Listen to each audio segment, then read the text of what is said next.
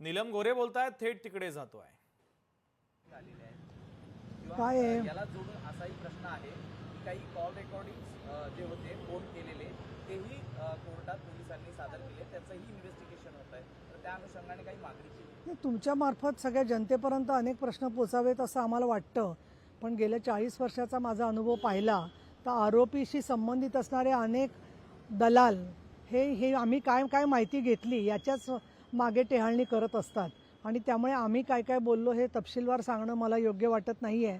परंतु जे मुद्दे सगळ्यांच्या मार्फत तिच्या आईवडिलांच्या मार्फत आलेले होते ते सगळे मुद्दे आम्ही मांडलेले आहेत आणि आम्हाला अशी आशा आहे की उच्चस्तरीय तपासामध्ये जे मुद्दे बाजूला राहिले असतील तर त्याचा समावेश केला जाईल.